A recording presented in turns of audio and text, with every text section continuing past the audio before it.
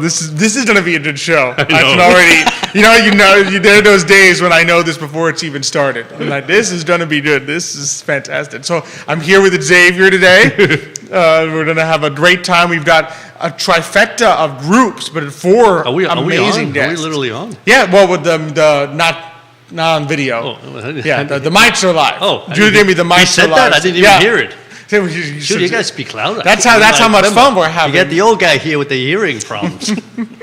Didn't hear what he was doing. No, it's going to be great. We've got four amazing guests that are going to be joining us this morning. We're going to be joined shortly by Alyssa Corbin from the Glitter Bee, as well as Christine Fairfield, the Executive Director, and Michael Sloan, the Music Director of the Oratorio Society of Virginia.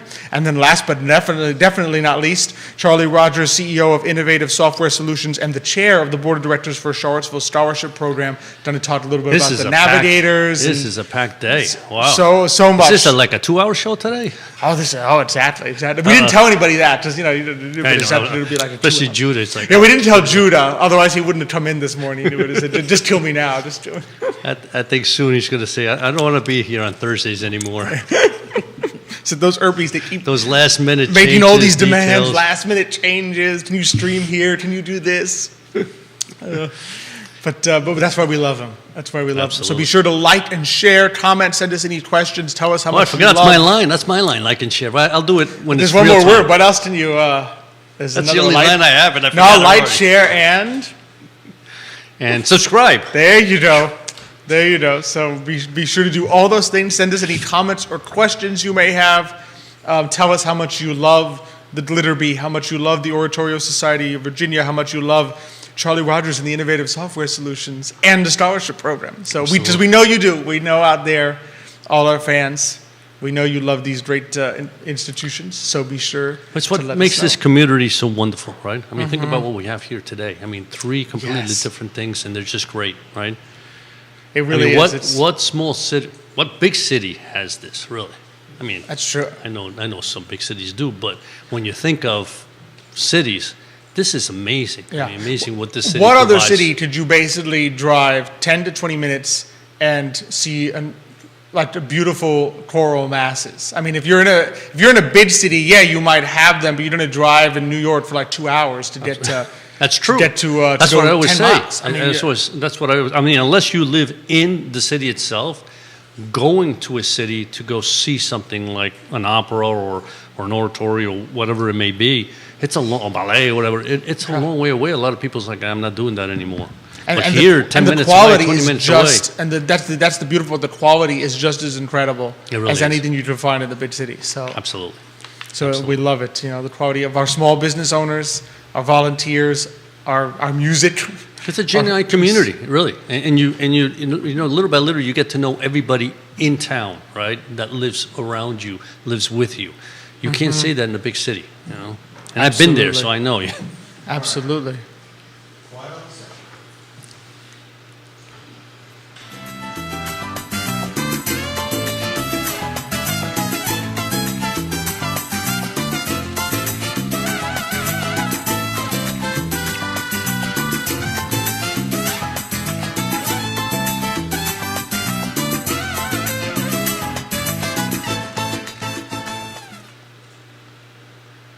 Good morning, everyone, and welcome to Today y Mañana. I'm Alex. This is Xavier. We're very excited to have you joining us on a beautiful morning here in Charlottesville, Virginia. We've had a couple spring days recently, which is nice to see. Oh, it's wonderful. Wonderful. I always feel like Superman, right? The sun shines, and all you of a sudden feel I just energy coming.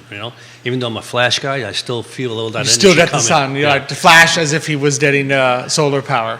But there you go. So we're very excited for today's show. It's going to be fantastic. Of course, love being here on the I Love CVille Network set. Big thank you, of course, to our presenter, Emergent Financial Services, as well as our good friends, Matthias Yohn Realty, of course, always supporting the show. Charlottesville Opera supporting the show. We have a lot. They have a lot of stuff coming up. We'll talk about as well. Castle Hill Cider, Credit Serious Insurance, our friends Miguel and Chit, and of course Forward Adelante, the premier Latino networking group here in Charlottesville, Virginia. Already got some people liking the show this morning. They must know I'm on. That's what it is. They There must you know. are. They It's must gotta- have checked the gotta be schedule and that. said, It's gotta Xavier's be that. here this week. I like the show this morning. Dante, thank you for watching the show this morning. Adrienne Boyer, thank you for watching the show this morning. So we've got a great, or either that or they know the great guests that are coming on. They know that we're going to be Yeah. joined first You just by deflated Alyssa that ego Corbin. really quickly. Thank you. Exactly. I can't let you get too big there, right? So they know that we're going to be joined first by Alyssa Corbin, who's the owner of the Glitterbee, followed by Christine Fairfield, the executive director, and Michael Sloan, the music director of the Oratorio Society of Virginia, here to talk about upcoming concert. And then last but definitely not least, Charlie Rogers, CEO of Innovative Software Solutions and the chair of the board of directors for the Charlottesville Scholarship Program. So we got a full house today, but a fantastic full house. So I am definitely looking forward to it. Oh, so do I. And I mean, I gonna be- really like to learn a little more about Glitterbee, you know? Oh. I mean, when I first read that, I said, Glitterbee. And then it kind of hit me literally about 5 minutes ago. So now I'm really excited to Now find you're out more excited. about Well, it always takes you. it. Takes, yeah, you know, that's Yeah, fine. I inherited You know, that. There's a lot of information here and that, what do you call it? They have to get little it gray right. cells Got to have go to- back into history have and to find. connect. It's tough. There you go. I know. I always tell people I inherited that a little bit. You know, you got to give me 60 seconds. You know, a computer where you have to go. clean it up once in a while because Yeah, you got too defragment. much. Defragment. There you are. That's the word I was looking for. There we go. So, Yeah. well, and now we're ready. And now We're we're ready. ready to do it. So we are very excited to welcome to the show this morning and start us off, Alyssa Corbin. She is the owner of the Glitterbee. Alyssa, thanks so much for joining us this Sure. morning. Good morning. Good morning. Glad to have you on. So for those who don't know about you, tell us just a little bit about yourself and how you started the Glitterbee. I was a preschool teacher. My entire business model has happened by accident. I did face painting for a community event that my school was doing just for fun, and was invited to do some for work. And when I moved here, to Waynesboro in 2017, I realized that I was charging way less than I should be. And all of not a good. sudden, the side hustle became, the possibility of being Yeah. a real job. And when I connected with a local Charlottesville entertainment group for the chance to do parties for them, she asked me if I did henna, and I said no. And I really didn't have any desire to add new services at that time. And she said, well, I feel like you could, so I'm going to put you down for henna. And I was like, okay, well, I guess I should learn how to do that. And so, but I couldn't be happier that it happened. It really has become my very favorite medium. And so that's when the Glitterbee was born. I stopped teaching. I do this full time. And That's so, amazing. yeah. That's fantastic. Yeah, so I'm just curious. So for those of us that don't know much about that, Nice. but could you? It's What's not that? on here, by the way. That question's not here. I Oh. didn't read it. Okay. What is henna? Yeah, because I have no idea. So henna is a plant. It's the Henna lawsonia plant, and the leaves of that plant are crushed, and we make paste out of it. And so my recipe is you have to have a few different things to make it work, but I use henna powder and brown sugar and an essential oil. It has to be very specific essential oils that will break down the plant cell wall to release the dye into the paste, so that when it's applied to skin, it will create a stain. And so, Is It's it a also fascinating edible by any process. chance? Because anytime you put brown sugar in something, I you know, get excited. that's the question that I get more often than have you ever tasted it? No, no, I have not. With just the lavender, it's probably fine, but I don't recommend it. It would probably just taste real sweet and grassy. So, you know, with the Cuban, once you say sugar, Sugar, like you put sugar in something, it's got to be good, right? Yeah. I mean, it's just, can I taste Possible. But so the henna then kind of makes a stain or a dye on someone's skin, Yes. which then I guess slowly disappears over time. It does. So the way it bonds with the keratins in your skin, and that's why it creates that. It starts out as a very like bright carroty orange color when you first take the paste off, and then it gets it reaches that rich red brown color in 2 to 3 days.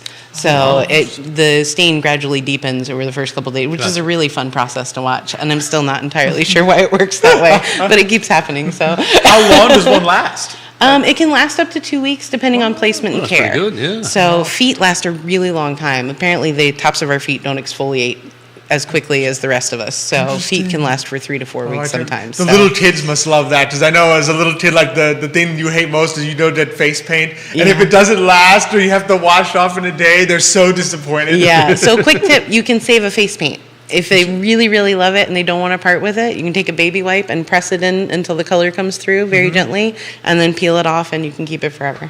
So once it's dry, wow. it's just there. Oh, that's And so it doesn't neat. take it That's all the way amazing. off, That's- so they still have the They face still paint have for it a little on. while, and Gotcha, they have it gotcha. to keep. So. Oh, that's That's interesting. That's cute. Yeah. That they cute. must get such a kick out of that. Absolutely. Oh, my goodness. Oh, Lisa Char watching the show this morning says, "I love the glitter bee." Aw.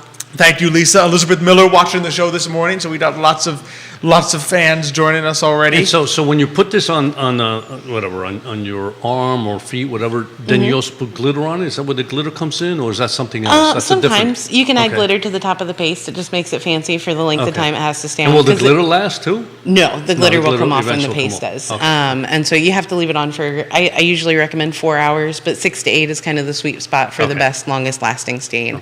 But I do also make my own line of body glitters. And so I spread it like pollen. That's why I'm the glitter bee. Oh, that There's makes a total trail.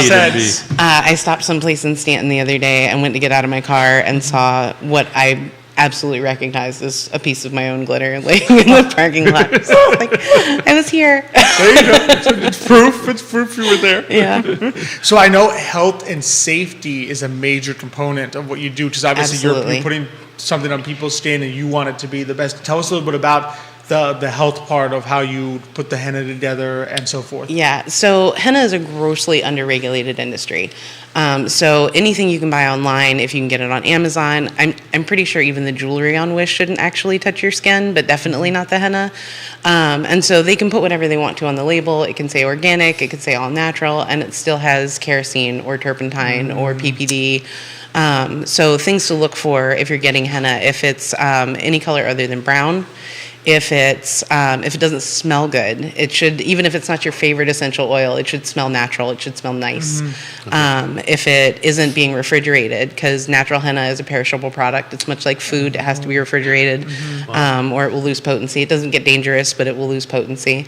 Something else to know is that while natural henna, very few people are allergic to actual henna. There's a condition called G6PD deficiency that's found mostly in people that are of either Mediterranean or West African descent, and henna can be a trigger for that. So that's one of the reasons that I don't henna children under 7, because usually by that time it's been diagnosed some other way. Okay. But as a trigger, it can be fatal for children. So I try to be really, really careful, because the safety of my clients and my people just really means a lot to me. So you use the one that's really natural and Yes. hasn't been like. I make my own, so I Yeah. don't have You to make worry your about own, there you go. anything. I know where the ingredients are coming from, and that it's going to provide a high quality stain, but also a safe one. Oh, that's So the ones you can buy online sometimes has either turpentine or kerosene, you're saying? Yeah, Is that so that absolutely. they last longer? Is that the key? Or It makes them quick staining. It's a preservative, Okay, and yeah. so the things like that will make it last longer. But it's wanna not put it worth on the your risk. skin, yeah. you Absolutely wanna not. put- yeah, neither one of those sounds something like I want to put on my skin Yeah. kerosene or And you know, your turpentine. skin is the largest organ Yeah. of your body, and Exactly. so whatever you put on your skin is going to impact what's being inside absorbed it. into, yeah. And so these chemical hennas have been linked to brain failure, liver function issues, heart stuff. Like, I mean, it's just the more I learn about it, the more awful it gets, the scarier Yeah. it becomes. I had no idea. Yeah, it's So, so yeah, a important lot of that you're people don't. there providing a safe option Yeah, for people. absolutely. And I do sell natural henna cones as well for people who want to play with it but don't want to take the risk. So. That made sense. That makes total sense. A couple of shout out to Cynthia Murray. Thanks for watching the show. Let's see. I think it looks like Lisa had another comment. She says she's very proud of you, Alyssa. So Lisa is Thanks, Lisa. is really proud. As are we. As are we. So what are some? Oh, go ahead. No, so one of the questions I have is like, so, you know, obviously little kids love glitter on their face, Absolutely. whatever. So do they tell you what they want, or do you do whatever you think is best on them? Does somebody come along and say, I want a mask around my eyes that had glitter or. Oh, absolutely. So they tell you absolutely. they have a. And I use a lot of face painters will use a picture board, so they just pick the picture of the face paint that they want. Part of the problem with that for me is that I have the little kids that are like, that one's got 4 dots, mine only has 3. And I'm like, sorry, your forehead's not as big as that kid's, but and so I use a word board, so it just has the words and a little picture next to it, so that kids that can't read yet can still tell what's available. But I mostly tell them, you can just pick a size and tell me your favorite things, and we'll run with it, because their ideas are always so much more fun than mine. I'm sure. So, Yeah. I've done some weird stuff. That must be so much fun. So what are some fun, like, what are common events that you get called out for and applications? What are some different things, like, so when people think of the Glitterbee, what are some of the range of things you've seen people use you for? There's a lot. And so this is one of the reasons that I'm rebranding from the Glitterbee Face and Body Art to the Glitterbee Art Company, because I really have branched out so far beyond that. And so people call me for mural work, storefront window painting. But as far as events, I do girls' nights in, I do bridal stuff, I do boudoir sessions. Private sessions are held in my home studio. But also music festivals, corporate events, team building things. So we can do art parties, pretty much anything but a paint night. I feel like there are enough of those in the world. I can do the tie-dye parties and people mixing their own glitters, and we paint sugar skulls, and we do flower crowns, and just all manner of things. And so if it's an idea that that a group has, we can figure out a way to make it happen. Oh, that's fantastic. So, yeah. That's great. And yeah. obviously birthday parties are a big one. Yeah, so. I would imagine, yeah, birthday parties up there. Can't forget the birthday parties. Yeah, but I understood this way people know all the different varieties. I mean, I could imagine. I know like sometimes corporations and stuff, they have, like, wellness days and things, and they Absolutely. want to just do something fun. It's something fun, just relaxed, that you're, get a little henna stain Yeah. on your arm or something. It just won't be permanent. So it's not like with a tattoo parlor or Right. anything. We can have it for a little bit. and Yeah, and I do a lot of test tattoos, people that are like, I think I want a tattoo right here, but I'm not sure if I'm going to love it forever. And, if you can deal with it for 2 weeks, there's a good chance you might like it. Oh, that's good. Yeah, this way, if after 2 weeks you're like, oh no. I can't. Yeah. But my favorite thing is in my private sessions, being able to have opportunities to make women feel good about parts of themselves that they've not even just not really liked, but have hated. And so being able to decorate those parts of them in a way that they're like, oh my gosh, I really love this. Yeah. That's what it's about for me. That's awesome. That's fantastic. That's really fantastic, nice. yeah. Probably why Sonia Velasquez Shiplet says she's literally the best. Literally. So what's it like? I mean, the audience always loves to know a little bit about the entrepreneurship side. What's it been like, like apart from the in a nutshell, that always says some of it there. Yeah, solopreneurship is definitely challenging, and my rainbow sparkle brain is not a big fan of numbers, and so, but I am still my own accountant, I am still my own marketing person, so doing all the things can be really overwhelming. So I love what I do, and being able to just, sparkle and joy all over the place, but the back office stuff can be complicated. So if you're going to start something, like, find help. Yeah. Well, sometimes do I your mean, networking. and the nice thing is if we like what we do and we have a passion for it, right? Kinda then helps the us rest get of it through is those. like, okay, yeah, I have to do this also, Yeah. and I'll do it because, like you said, especially the accounting and the marketing, Yeah. sometimes that can be a pain, but. If the end product is something that you really enjoy, then you say, okay, I'll put up with it for yeah, now. it does make it Until worth you it can in the get some long help, run. yeah. So. Yeah. And it's good for people to know, I think, like you said, for people who are thinking of getting into it, but also like to realize, there's a lot of work that goes into it. Sometimes So your much. passion for what you do comes out, right? But that doesn't necessarily mean it's like all fun all the time. Like, you actually Yeah. put a lot of hard work Yeah. behind the scenes into what you do. Yeah. That people who maybe just come to get the face paint for the first time, or they bring their kid, they may not see immediately. They'll be like, oh, this is such a nice job. Say, well, yes, it's something you love to do, but it's a lot of work that people need to appreciate. And as a face painter, a lot of times you're approached as a hobby artist. They assume that it's something that you just do for fun. And I'm like, nope, this is my whole life. Like, and so we get a lot of requests for, like, can you donate services? And I'm like, nope. Girls got to eat. Yeah, exactly. Absolutely, exactly. And I do have a few organizations that I just really love and that I will donate time for a couple times a year. And I do things for my church family regularly, as often as my schedule allows me to. But yeah, that's just so people know. Yeah, no, well, I can't think do it's it one for of the free. biggest struggles of small So I business. love I you can't guys tell you how again. many times, we talked about it at the CIC workshops and stuff, that so many times you'll get approached as a new small business, and a lot of people want to kind of take advantage of, oh, well, if you do this for free, you'll get exposure. And it's like, no, you got to be firm and say, Yeah. no, I'm a business. I'm not a nonprofit. Yeah. Right? Exactly. Heck, even if you are a nonprofit, you nonprofit, still have to you make gotta some money. pay, absolutely. Right? It's Exactly. just as like Yeah. one of the first you still things you gotta learn. eat, even if you work Yeah. for a nonprofit. Exactly. You still gotta eat. You know what I mean? A nonprofit doesn't mean you don't actually bring in any funds, otherwise you wouldn't exist anymore. But this is a business, you have to pay me. Yeah. To, And when people start out, and for people who are starting new businesses, when you start out offering things for free for the exposure, it takes years to come back from that, Yeah. and to be able to actually start charging what Yeah. you're worth. Especially when you have that value before you get started, and you're discounting it, and you're discounting Exactly. yourself, and that's not doesn't work well in the long run. Yeah, no, it's so key. So that's great advice for people. Carolyn Claytor says, "Yay, Alyssa!" Thanks. So you got so many fans. You can tell that you have spread your glitter everywhere. Everywhere, that's right. Everywhere. That bee's been working hard. Yeah, she's busy. So Alyssa always like to ask, where can people find you, get in touch, book you, and so forth. So I'm on Facebook as the Glitter Bee Face and Body Art. Instagram's Glitter Bee VA, as in Virginia.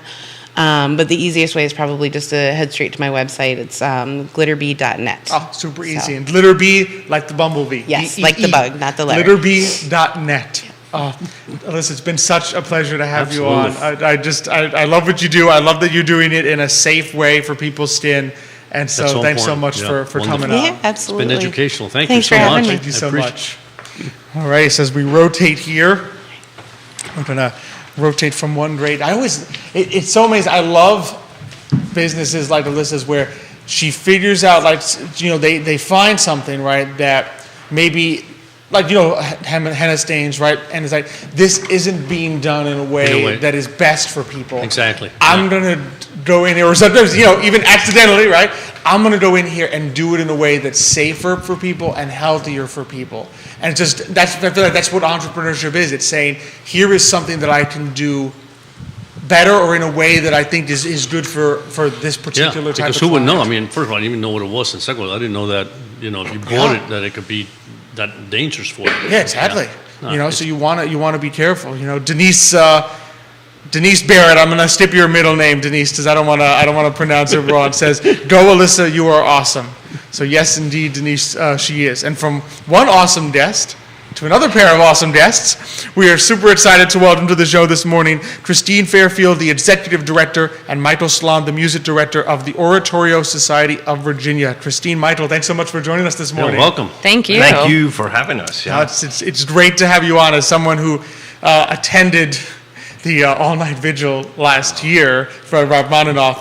This is very exciting for me because it was amazing. So for those who aren't familiar with the Oratorio Society, tell us a little bit about yourselves and how you first came to be involved with the society. You want to start? Or? Sure, I'll start. Okay. I'm actually only recently involved with the Oratorio Society. I live over in the Valley in Stanton, and after the pandemic, I was reminded, or maybe it was because of the pandemic, I was reminded how much I missed singing in a really good group.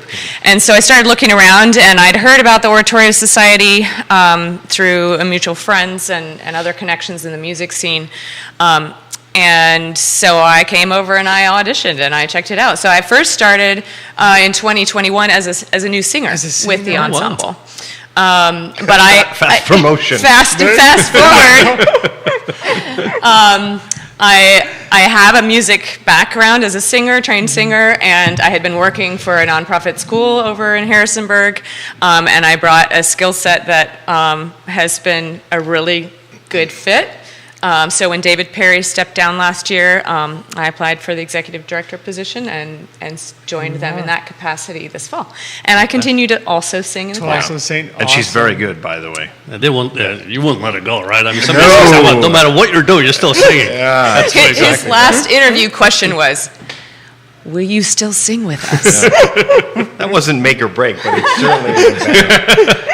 He was insinuated, but So, yeah, to answer your question, so I came to Charlottesville 2001 when I got hired on music faculty at UVA.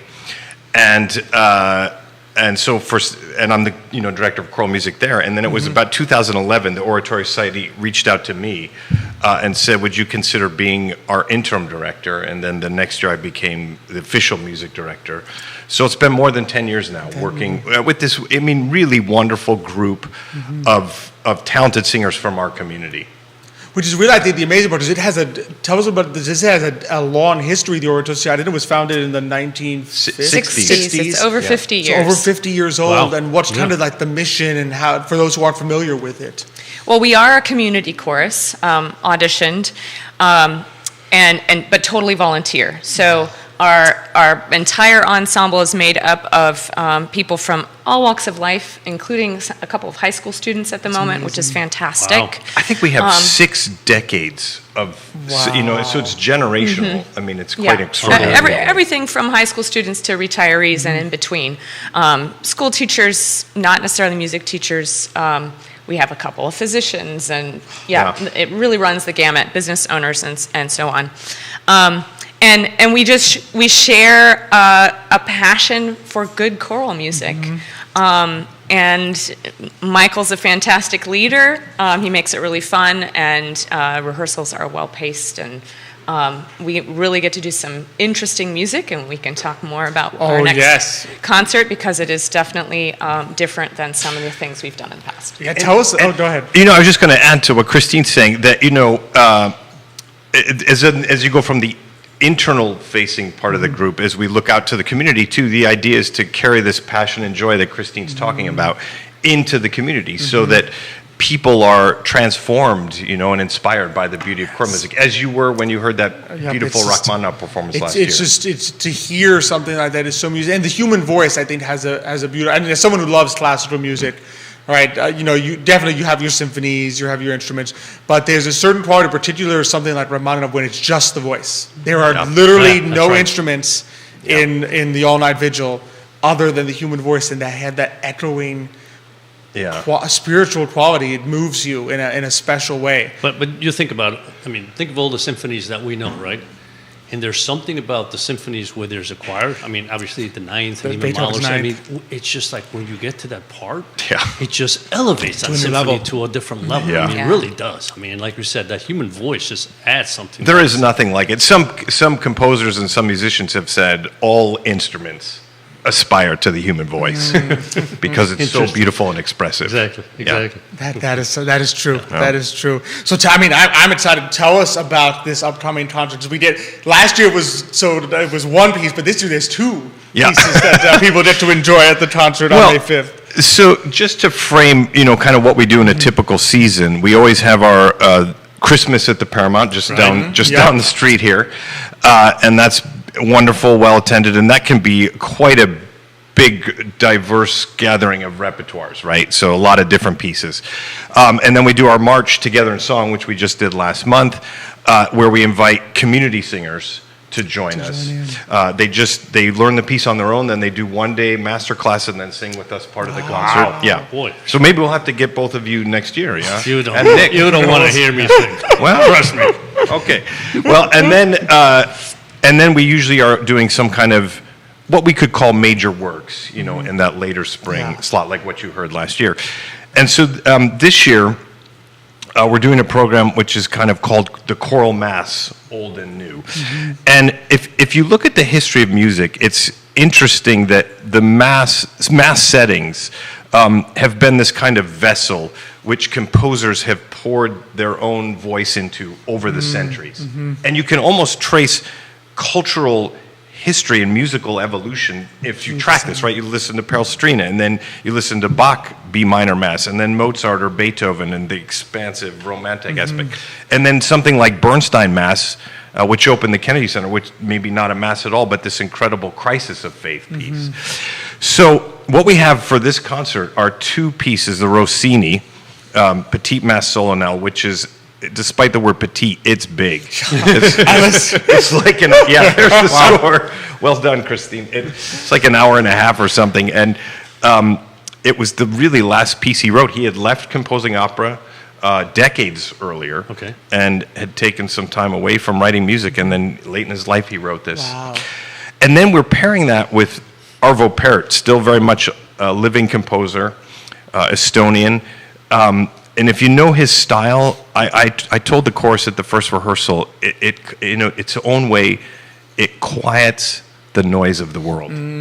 It's a very introspective, spiritual style, and the pieces could not be more different. Wouldn't you say? Absolutely, yeah. Radically different. Yeah, so I think it's a fascinating comparison of how the same text inspires two different people, different two composers. different ages. And the Arvo Pärt, which is called Missa Syllabica, is called that because he only gave one note to each syllable. It's like Sound of Music, you know, when Maria says one note and do, re, mi. And so it's just one note per syllable. I think Rossini might use more notes just in the Credo Fugue than Arvo Pärt used in the whole mass. Well, they also do have that distinction. Now, does the Rossini one, that does have some instrumentation? Yes. So his original scoring was for piano and harmonium. Just two. It was very intimate, and then voices. And so we're doing it with piano, and sometimes people substitute organ. And we'll be at St. Thomas Aquinas, so we'll use that organ and have a piano. Gotcha. Interesting. And then but Pärt's, I think, is just organ and the chorus. Organ and the chorus. But the organ's very sparse, just like 2 or 3 notes at a time. Nothing overt or showy.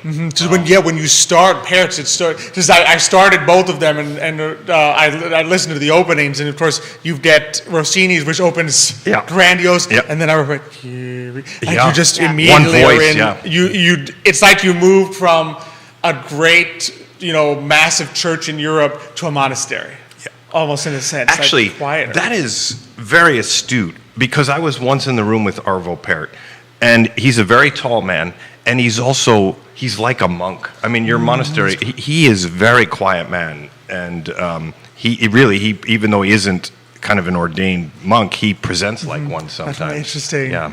The personality comes through a little it bit does. in the music.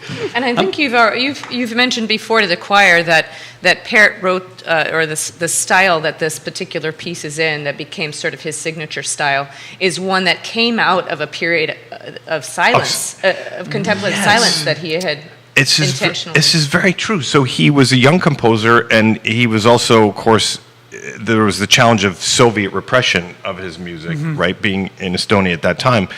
And he actually took, Christine is exactly right, a period of a number of years, I think 6 or 8 years, he would just study Renaissance and medieval music and didn't write much. And then in about 76, or this piece is from 1977, he came out with this new style that now is in a sense world famous. I mean, I was just reading something the other day, someone was saying, I don't know if I agree or not, but they were saying perhaps Arvo Pärt is the world's greatest living composer. Wow. That's interesting. I have to say, as Nick and Xavier know, my opinion of modern classical music, maybe just out of my love for the classics, is I don't quite enjoy it as much, with the exception of Pärt, because I think at the Charlottesville Symphony was last year.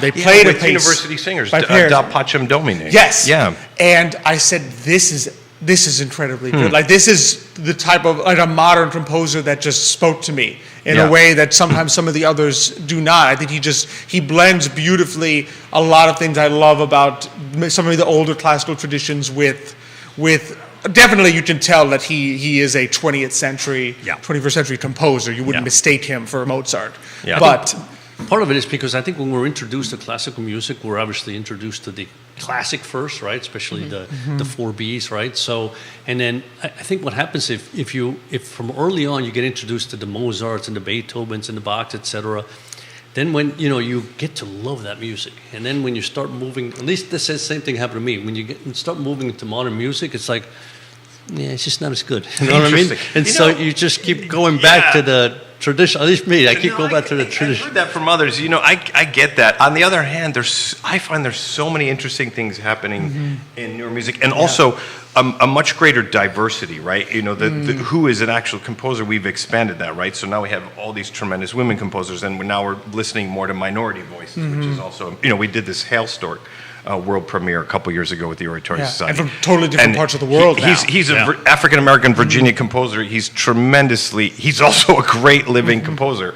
And so it kind of expands that idea of what is a musician. Yeah. But I also, it is hard to be Bach. I get that too. So I also have a question. So when you put these events together, right? Do they tell you how many singers you need in order to do one of these pieces, or sometimes you may not have enough? In other words, let's say you need like 20 female voices and 20 male voices, or vice versa, or different numbers. Do they tell you, or you as a director decides how many voices and different? So with a chorus, the good news is, it's not quite as specific. So as Christine was saying, we're a community chorus. Right. And we're almost, 90 right now? We're 90 voices. Yeah, 90 voices, which is great. So you want it to be, if you have talented people, you want to open the door. Of course. Right. So it's not like an orchestra where it says, well, there's a first oboe part and a second oboe part, and then you just have that, right? Exactly. It's more like the string section where you could have a sliding number. And in this case, it's really a matter of, I try to choose repertoire that we can do well. And the Rossini's definitely works well with big chorus. It's interesting you mentioned this because for the Arvo Pärt, I did trim it down. What would you say, 30, 35 singers? 35. To make it a more chamber sound, because that is clearly his aesthetic. Okay. And it wouldn't have, So it's almost the opposite. It's not, do we have enough? It's, in one case, we had too many. Okay. But mainly I try to program so that the whole chorus is singing Can participate. most of the time. Yeah. That made sense. Yeah. That made sense. Yeah. So, how did you decide to do both? Like, what sort of drew you to these two pieces? Obviously, you have the contrast of styles and ages. Well- what about these two in particular? I think so. Programming, and Christine and I have talked about this, she's only been with us 1 year, but she's a fantastic executive director. Programming is challenging. I would think so. And especially when you have multiple groups, which I do in town, which is a blessing, but there's a lot of music to figure out who's doing what. We just did this considering Matthew Shepard with the University Singers, and now we have this coming up. I did want to get two pieces that were contrasting, and these are very much so. Pieces, I try not to over-program. Do we have enough time in the rehearsal schedule? It's very important to not just get the notes kind of right, but really make music, and I think that's important. Honestly, this is a show where you talk to businesses, so I'm going to say something extremely practical. Sometimes budget is a factor. Okay. Right? So the cost for instrumentalists and soloists in this piece is not particularly high. And whereas if we did Beethoven Missa Solemnis, that's a huge orchestra, and it's going to cost some money. Yep. So sometimes you also combine the artistic with the practical. With what you can actually Right? You could speak more to the For dollars and cents side of that, but Or certainly at least the anticipating, when we look ahead and plan the next season, or is this concert with orchestra or a smaller ensemble, or is this one with that's- soloists, so we can make sure we balance our budget at the end of that. Absolutely. No, which made sense. Which, Is there any sense of what the community really likes? In other words, do you get a feel for, the community really likes this type of music, and then do we want to do more of that? that's or? a great question. Certainly Christmas at the Paramount is very popular. That's an easy right? one. There. But I think the group loves to sing big works with orchestra or just big works. You saw the Rachmaninoff. And look at the audience. That was almost 1,000 people it was for the packed. two groups. And there's no instrument. It's just the voice, like you said. They love big works, and that was the first time that whole piece had been done in the Charlottesville area. So I think they do like to hear from this group bigger works, and that's kind of, the group is like a symphony chorus, like you would find in a larger city. oh, absolutely. And the quality of it. That's the beautiful yeah. part. It's so beautifully They're done. doing well. It's growing. Yeah. I don't know. What would you add to that? That's certainly the case. Yeah. I don't really have any more Yeah, comment yeah. on that. I think that pretty well sums it up. Yeah, no. I think.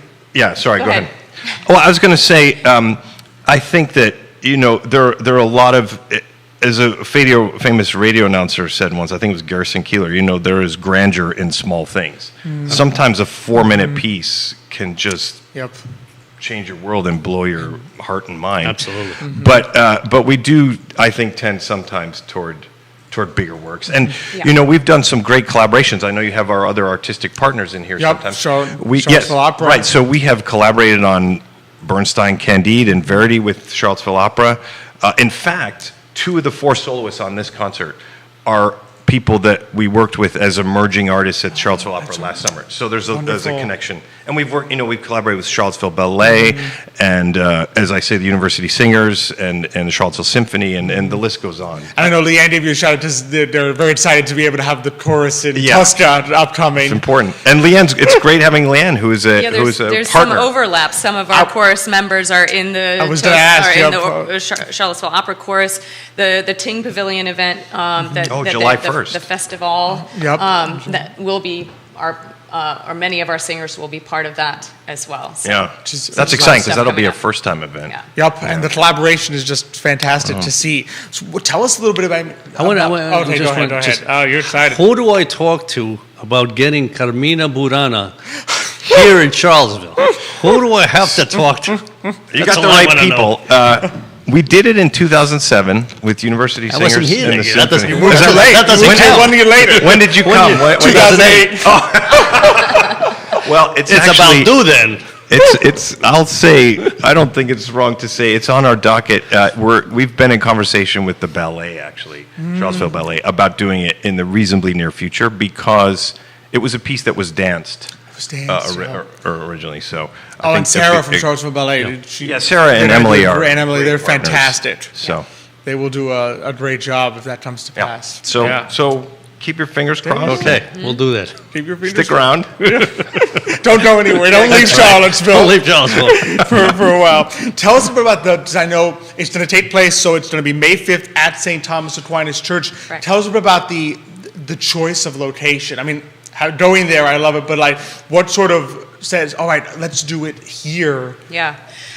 We actually, when we did the Rachmaninoff last year, we didn't think that we'd be back there so soon.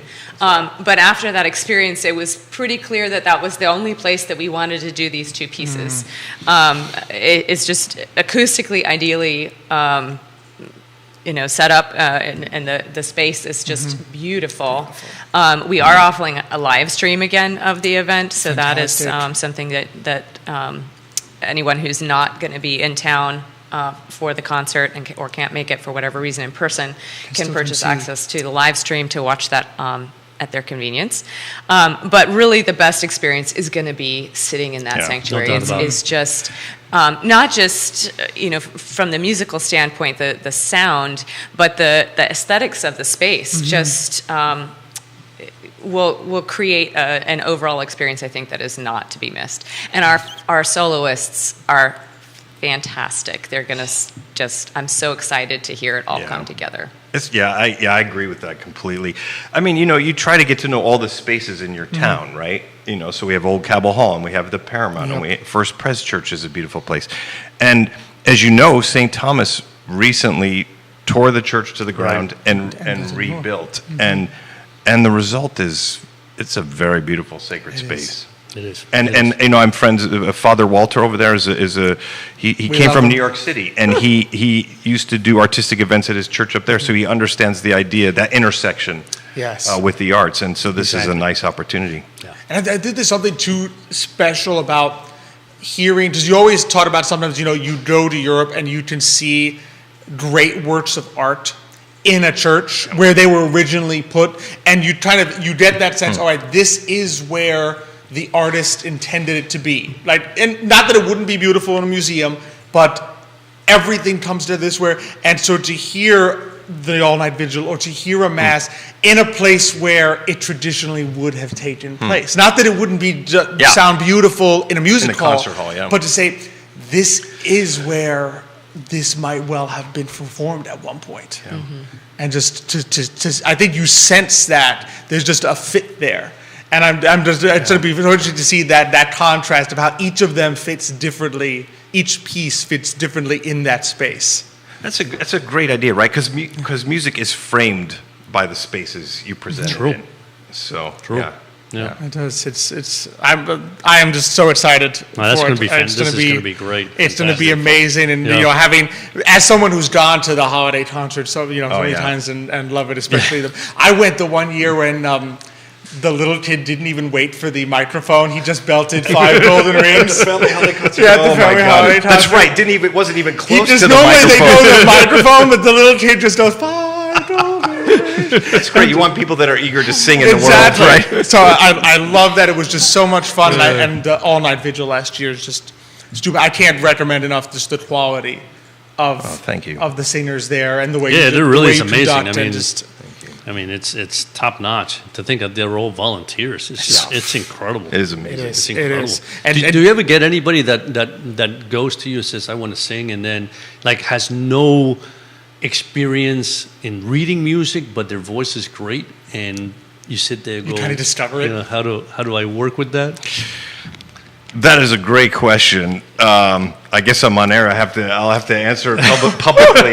No, you don't have. you don't have to. No, well, over the years, I have heard a gazillion auditions, and can I've imagine, heard everything from sublime. I mean, truly sublime. To I don't show it on my face, but don't call us, we'll call you.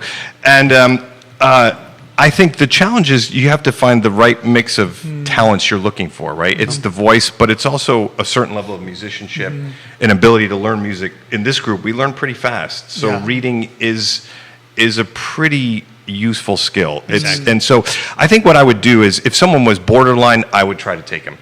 If someone is needing more work, really work on their musicianship, I would actually reach out and recommend that they work with a coach for a little while and try to get- yeah. grow their musicianship a little and then come back and re-audition. Yeah, which makes total sense. Yeah, you get to the point at which you're then able to participate. And, Right. Yeah. Because And learn. education is a process of stretching, right? You want to stretch people a little beyond their level, but if you make that stretch too far, too fast, Yeah. then it won't go. We'll start or be The discouraged. foundation is not Yeah. quite there yet. Yeah. Yeah. No, that makes Right. complete sense. Makes complete sense. Got a lot of people. Shannon Donovan is watching. Holly Salon says hi, Michael and Christine. Hello, dear. Did Strategic watching. Nate Wilson, Courtney Davis, John Blair watching the show this morning. So Right. you guys have lot of definitely fans, a lot of fans, which is what we So I mean, expected. important thing, just it is you guys. I know you're supported in part by donations, people. So where can people go to support, to learn more, and most importantly, to get tickets for May 5th? It's in the evening. Yes. I believe. Let me Yeah, see the 8 time, o'clock. 8 8 p.m. Yes. So you'd have time to have dinner That's and right. then go to St. Thomas Absolutely. Church. And so, where do people get tickets for that as well? People can purchase tickets online from our website, www.oratoriosociety.org. They can also get the phone number off our website and give the office a call if they would like to purchase over the phone. We'll also have a box office at the door. Okay, excellent. But Yeah. there are 2 tiers of seating, so sort of the premier seating up front and center. Gotta get in Those are advance. going really quickly Yeah. online, and then there'll be lots of general seating behind that. Yeah, do not do what I did last year. I found out about it too late and didn't get the middle seat. Like, it was still fantastic. But I'm like, dang, I would have loved to have been in that middle seating. Fair So, enough. and you know what, don't wait till the door, because No, that's it right. was packed last Yeah. year. Yeah. So I would say get your tickets as early as you can. Yeah. And people can indeed donate and support the work that you're doing, correct? Yes. Also on our website, there's details and a button to donate. We would love to see some new contributions that help keep the music going and support our next season. We have some fantastic plans. Yeah, we haven't Speaking revealed of- it yet, but we have some big.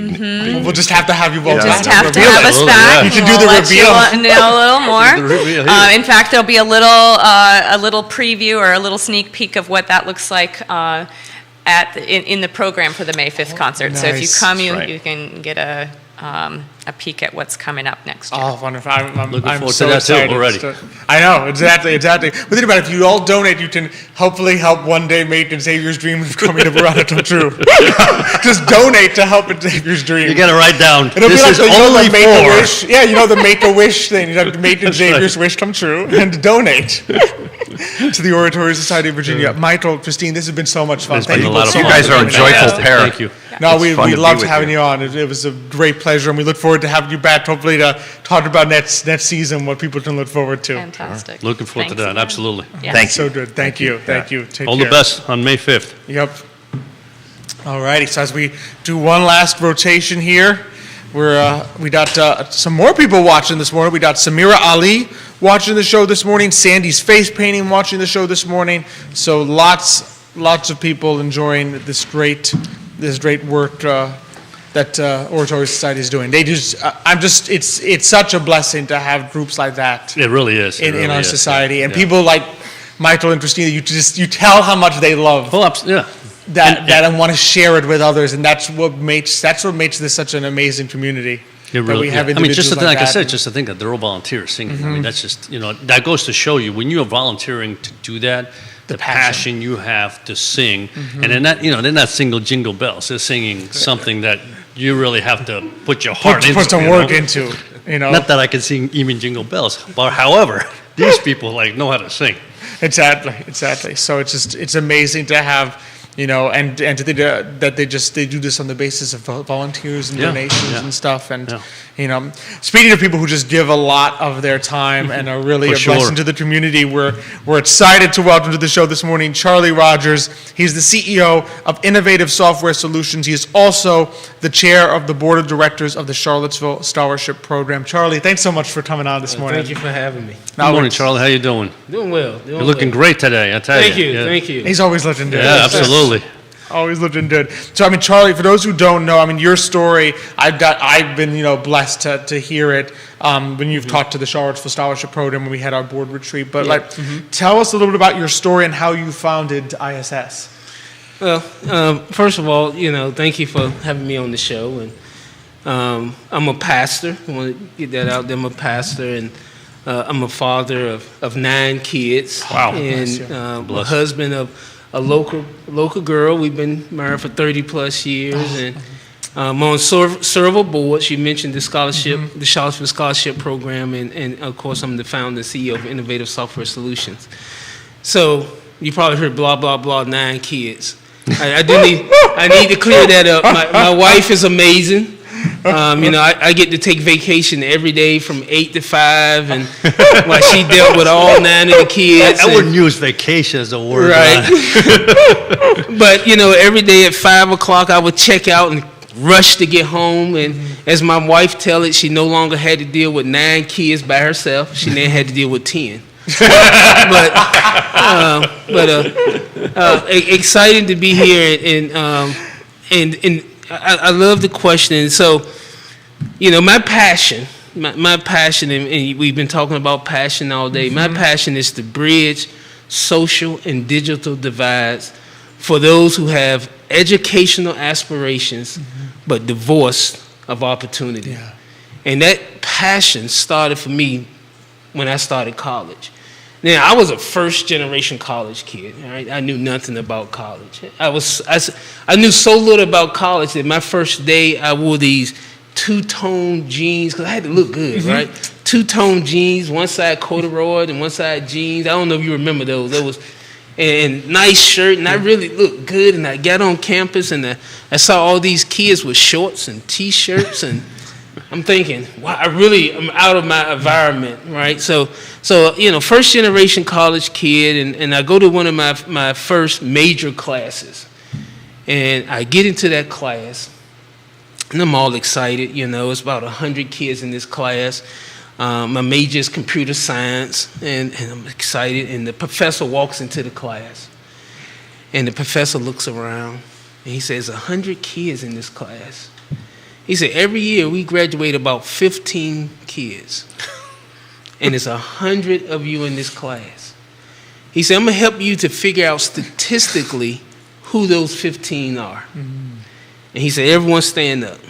He said, if you've never had a computer, nor did your high school have a computer, you might want to sit down. And I remember looking around, because you don't want to be the first to sit down, right? You're looking around. But I had to sit down. And the reason I had to sit down is I grew up in the projects, right? And in the projects, my mother, she tried to put food on the table. If I would have asked her for a computer, I wouldn't be here today. Or I had teeth missing. Something would have been wrong with me, right? Because she focused on putting food on the table for me and my siblings. So I had to sit down. And the professor went on to say senior year, junior year, down to about 8th grade, and it was about 15 kids standing. And the professor said, statistically, those 15 have the best chance of graduating. And I just remember being devastated. And after that class, I did what in my mind, any kid from the projects, first-time college kid would do. I quit. I packed my bags, and I went back home. Because I figured college is a reason why no one in my family had ever gone to college. You know, it's just a chasm between kids in college and me having access to tools and help and those kind of things, funding. So I went back home, and you can imagine the shock on my mother's face when she thought she had already gotten rid of me. But I came home and explained to my mother what happened, because back then we didn't have cell phones, so I couldn't call her, right? Yeah, I had a pager, but she didn't have a pager. So I went home, explained, and my mother was the internet before the internet. Now, I don't know if any of you have moms like that, but that's how she was. She was the internet before the internet. So I explained it to her, and she just went out knocking on doors, telling people, explaining the problem, and about 2 weeks later, someone came knocking on my door. And I go to open the door, and the person at the door looks nothing like me. This person navigated the wilds of the projects and didn't look like someone that belonged in the projects. So I feared his life. So we brought him into the house, and he had this big box. And he gave me this box.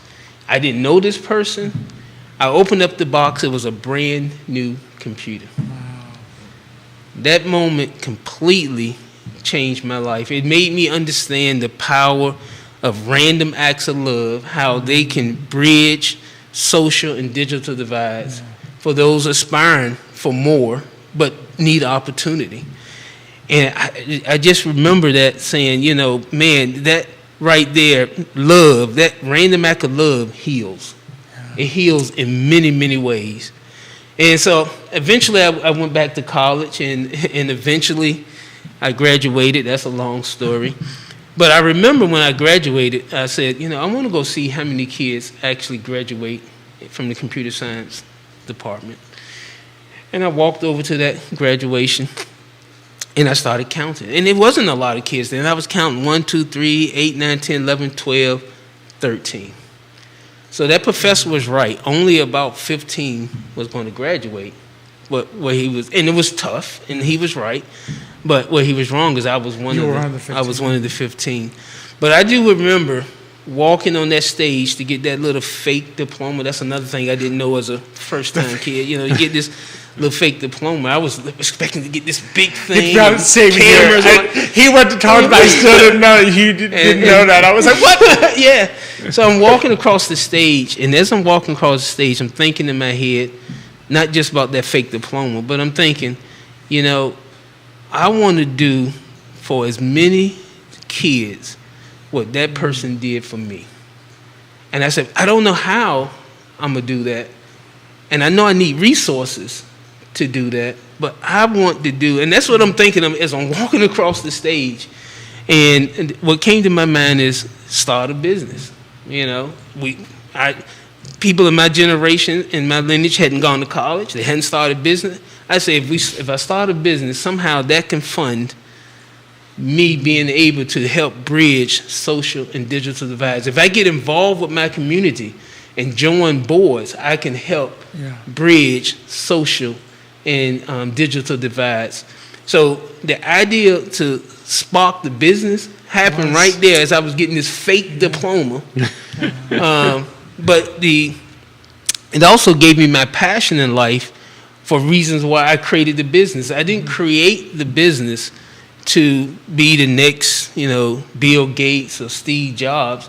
I created the business to find funding to give back to the community to bridge divides. And so that's how the That's amazing. business idea came all about. That's how my passion that I have came all about. That's an amazing That's story. an That's a amazing great story. Yeah, You know, it it's really just, is. and It I really wanted is. people to hear that. It's just a beautiful thing. It shows you, I think, also too, because you now have the successful business, which helps you to do those things. Just what entrepreneurship can do, what a small business owner whose heart is in the right place and to do That's that right. can do for the community through founding a small absolutely. business. You know, it's amazing what's there. So how, from there, of course, how did you first become interested in the Charlottesville Scholarship Program? All right, so that's a great question. And so when you have this passion, right, you're trying to find ways to be impactful to your community. So in the business, what we did was we created a 3% plan where that 3% of all the revenue we receive, we want to give back to the community. So we do that every year. We give that back to the community, and I felt like that was good. But there's just more. You know, you want to do more. And when I heard about the great work that was being done at Charlottesville Scholarship Program, I said that is something that I want to go. Here's a program that is providing scholarships to kids in their freshman year, their sophomore year, their junior year, their senior. I mean, sticking with not just providing, you know, here's something, thank you, see you Goodbye, another never time, see you goodbye, again, never see you again, but providing support all the way throughout the undergraduate experience. And I said, that's what I needed when I was that kid that was going to quit college. That person, when they gave me that computer, they gave me hope. Right. Hope. And I said, the Charlottesville Scholarship Program is providing hope. And every year, the scholarship, CSP, gives out 10 scholarships and then follow those 10 kids all the way through. So 40 kids are in the system at all times, receive financial help, and not just financial help, but navigational help, which is the mentorship program that CSP. So I said, I have to get involved with that because it's part of my life mission. And I'm on several boards and several committees, and every committee and board I'm a part of is part of that passion and solving that passion, a piece of that passion that I have. Because I mean, it really is an amazing thing. I mean, you're talking 2,500 the first year that a student does, and that goes up by 500 every year that they're in college. So the max is like 13,000. That's given to 10 different scholars, and like you said, the key is that navigator piece. Each student is paired with a mentor who's there to like check in on them and see how they're doing, support them. If they have a question, how do I renew? You know, we keep track. Like the scholarship program sort of keeps track of like, you know, how are things going? You know, what's your financial situation looking like? You know, because you have a mission for us as our worship to really get to the point where all our scholars are graduating debt free. Oh my gracious, man, we could be here all day talking about this. Is that, as you mentioned, right now, we try to provide about $13,000 over those 4 years. What we are looking at in the future is students coming out debt free. And so we are starting to figure out how to work with local organizations, with the University of Virginia, with local businesses, to figure out how can we create a system where 2 or 3 or 4 or 5 kids that graduate from local kids, our kids, can graduate and go to college and come out of college debt free. Because if you can help kids do that, then those kids will come back to their community. That's right, exactly. And make their community that much better. And they will give back. And they will give back. Exactly. They will pay that forward. So that to me is a very exciting program. It's a program that if we can make happen in this state, is almost like, you know, the 529 plan, right? It's just something that I think would be powerful and something that every kid in our locale will look forward to being involved as they go through high school. Exactly. And I think what's nice is how you explained it is the idea that every single year, right, they get another piece of that scholarship as opposed to saying, here's $13,000, good luck, and we'll see you tomorrow, right? Because these young people need that mentorship. In other words, where are you struggling? Maybe we can help you with that, right? Because we all struggle through college. There are areas where like you really struggle. And if you're struggling with that and you also have financial problems, it's like, I'm done, right? Exactly. So if you have a mentor that can say, let us help you. Let us help you through these struggles so you get to the next level. So I think that's a great program. Oh, absolutely. So the young lady that I mentor, she's attended Syracuse University. Oh, good for her. In the ACC. So we have some very interesting conversations, especially when Syracuse plays UVA. And one of our discussions, and she's a brilliant young lady. One of our discussions, she mentioned, hey, I have some gifts for you. I said, oh, you do? I appreciate this. I mean, I call you because I want to check up on you, see how you're doing, see what challenges you have, to see if I can help you walk through challenges. And you have a gift. I said, well, what is it? And she holds up this Syracuse T-shirt. And I said, I'm not sure how much of a gift that is.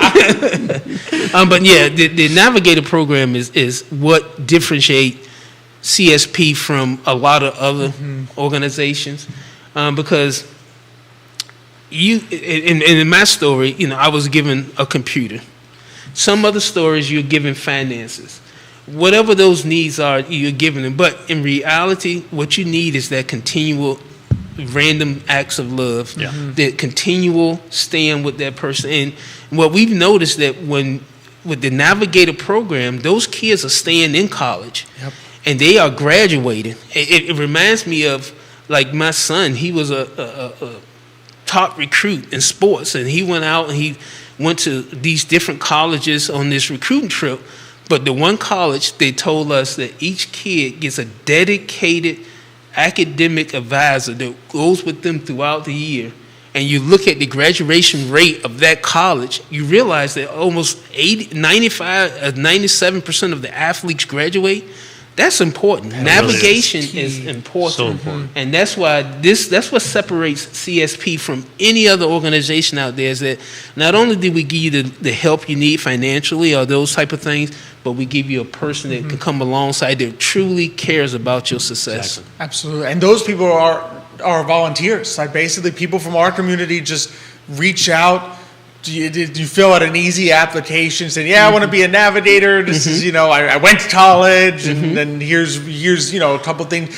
Some of the questions are even there just trying to match you. What subjects did you like? It's like, oh, great. You liked business. This kid is interested in business, right? Yeah. And so what's the experience been like for you as a navigator? Like, because I know for me, you gain almost as much as you give. Yeah. If not more.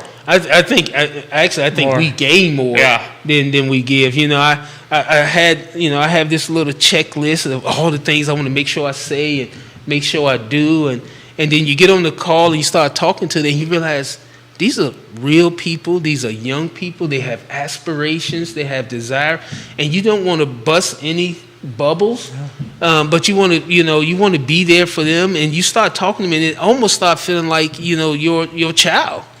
And you want them to be successful, and you start giving them things that you think is going to help them be successful, and then they start telling you things back, and next thing you know, you cheering up, you tearing up, and they're like counseling you, and so it's been a great experience.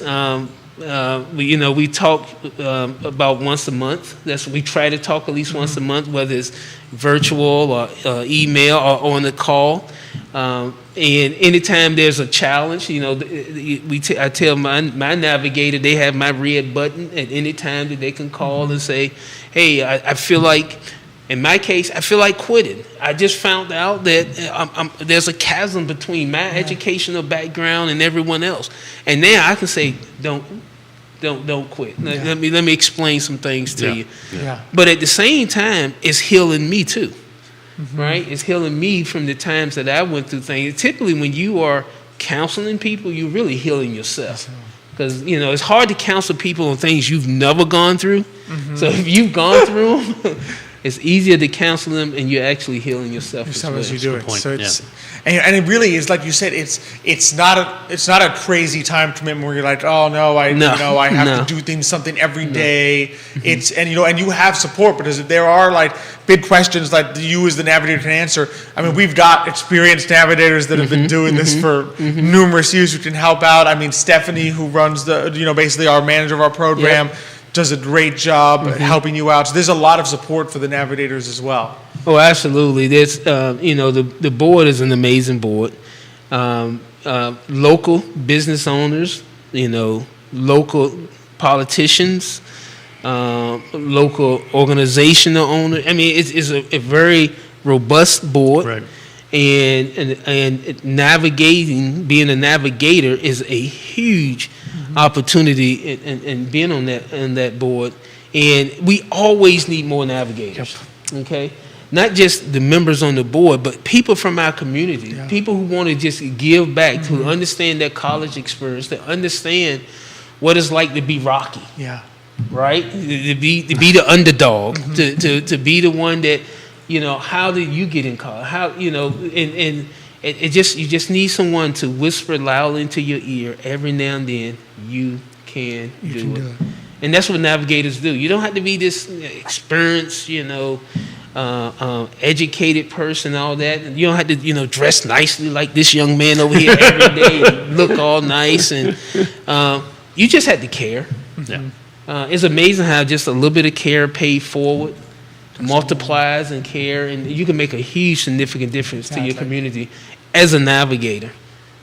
It's huge. It's Yeah, huge. I've always said that, right? You take care of, you take care of family, you take care of your community, and the whole world takes care of itself that way, Yeah. right? And it's Oh, been- absolutely.